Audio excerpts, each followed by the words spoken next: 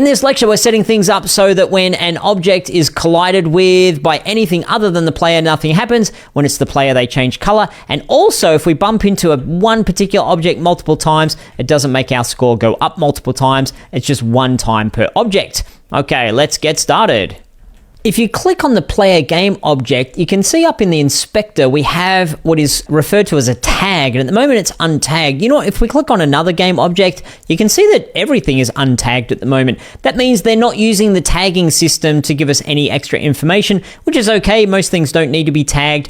Tagging allows us to say, what is a thing? This game object, not only what components does it have on it, but what is it tagged as? And that can be useful at times when we're trying to figure out how to refer to things within our game. So if you click on your player and then up on where it says tagged, you can see that we've got already some tags that exist as things we can set it to, respawn, finish, etc. And you can see that there's player, because most games have a player, so they've gone and created a player tag for us already. If you click on that, the game object, which is Dodgy the player, is now known as a player based upon its tag. That allows us to do some cool things within our code. So I'm going to jump over to our object hit script, and within here my goal is to say only do this stuff if it was the player that bumped into you. And the really cool thing about our on collision enter, we mentioned it briefly before, is that we're getting information back from the thing that bumped into us. So at this point here we're saying, okay, when a collision happens, tell us who it was. What's the other game object? Give us a reference to that. And a lot of programming is just how things talk to each other. And this is how we know that we can talk to the game object. And within our on collision enter method, I'm going to give myself a new line and create an if statement. We'll start with if, and then parentheses. Within the parentheses, I want to be accessing the other thing that I've just bumped into. And I do that simply by typing other. So that from this point on, our code knows we're referring to the other thing that's bumped into us. And I want to access the game object itself. And I do that with a lowercase g and an uppercase O. I'm searching for game object. So I just want to know, what was the game object? So something bumped into me. What was the game object? And then from the game object, I can access its tag. And you see, if we scroll through here, eventually you find where it says tag. There it is just there. That's one of the properties that we can access.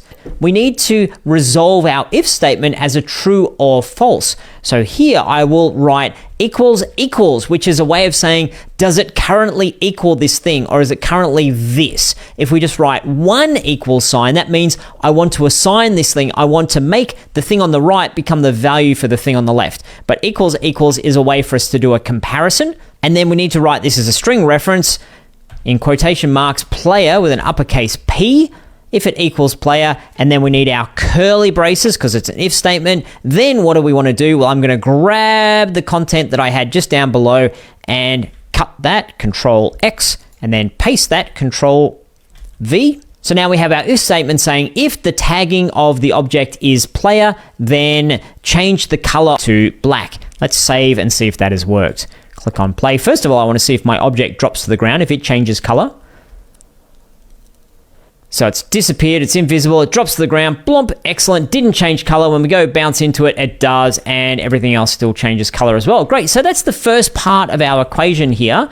And if I click on console, you can see that we're bumping into things a certain number of times. You can also see that my player is just sort of auto driving a little bit. That's one of the downsides of this kind of quick, cheap way we've gone about setting up our collision and our movement. And that's okay. You're going to get a little bit of that. We're not too precious about that at this stage. But what I want to see is I bump into something and again and again and again. And I'd like to do that differently so that once we bump into something once, our score doesn't go up ever again after that. We don't get penalized. It's just how many things have you bumped into as opposed to how many times have you bumped a thing. And, you know, full disclosure, it gives us a chance to go through this same process of using tags and using our if statements again.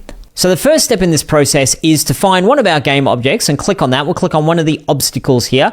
And then where it says tag, I open that up and I wish to add a new tag. Click plus, the plus symbol there, and I will create a new tag called hit. I'm using uppercase H and click on save. Okay, so at this stage, we could go and change that to hit, but that doesn't help us because nothing's hit it yet. We want to change it in code after it gets hit. And then from that point on, we wish to say, if you've been hit already, do a thing or don't do a thing.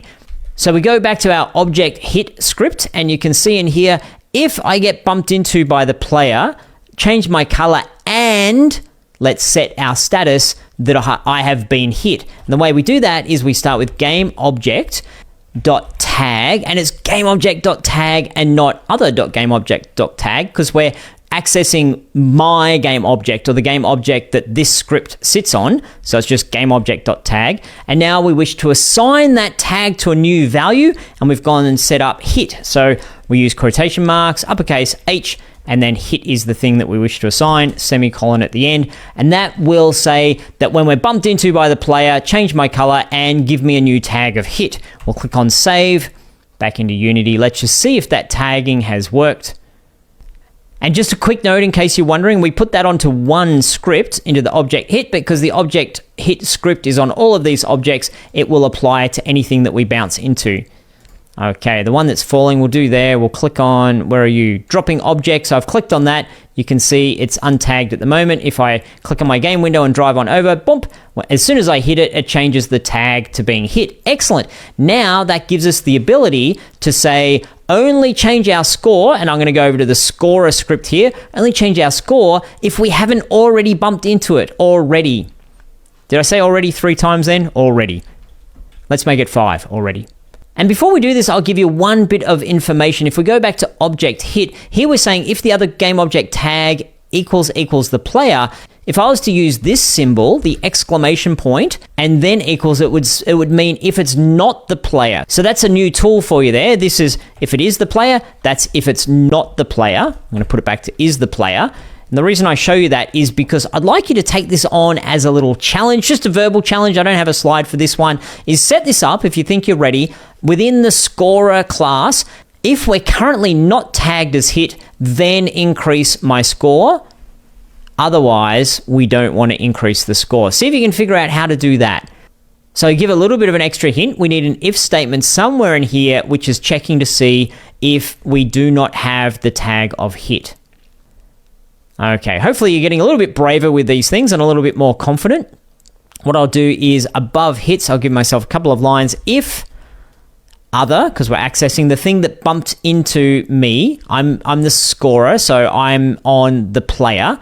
If I bump into something and that particular something has a GameObject.tag and that does not equal hits, so quotation marks, uppercase H, hit, not hits, then we have our curly braces, because that's how we construct an if statement. We grab these 2 lines down below, cut with Control X, and then paste, and then tidy up the formatting with Tab.